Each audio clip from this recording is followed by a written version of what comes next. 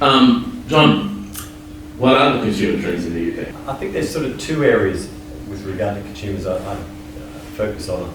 There's no doubt that the financial crisis in 2008 had a huge impact on consumers in the UK. Probably not initially, I think, because our best years at Booths were actually just after the financial crisis, because the government was just pumping an awful lot of money into the economy. There was a lot of, we had a banking crisis back then, so there was a lot of claims, mis-selling of various products from the banks. So consumers actually had a lot of cash in their pocket for those first probably 2, 3 or 4 years after the financial crisis. But that then slowly dried up, and because there was just no growth in wages and no growth in the economy, I think people started feeling the pinch more. So there was more of a focus in terms of getting value for money from when they made their visits to the supermarket. So I think there was a drop-off with regard to loyalty to brands and the weekly shop. I think people sort of thought, well, actually, I'm doing my weekly shops. Maybe I should change my approach. And that, I think, has slowly changed over time, and that people are much more selective in terms of going to 2 or 3 different retailers.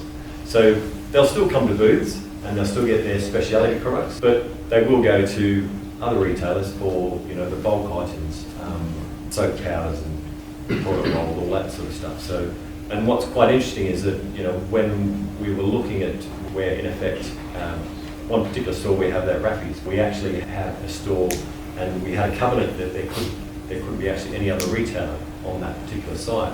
And initially thought, well, that means they're all going to come to Booths, but we sort of changed our philosophy with saying, well, actually, Aldi's and Lidl actually coming into the UK, you know, was going to happen. So I think, well, you're probably best to have, you know, your friends closer, but your enemies even closer still, actually. So we have a number of sites where we've got an Aldi right next door to it, and that seems to work quite well because our customers will come in and buy their specialty products from us, and, you know, get the cheap stuff from Aldi. So that's something that I think from a consumer point of view that has changed an awful lot in the UK. I think one of the other things, and this probably is quite relevant to this to seminar conference here, is that the UK consumers are very focused on the environment now. You've seen lots of programs, David Attenborough, going on about plastics and single-use plastics, global warming, all of that sort of stuff. And I think a lot of the consumers are very conscious about that. So, and it's meant that certain things have changed. You know, I know probably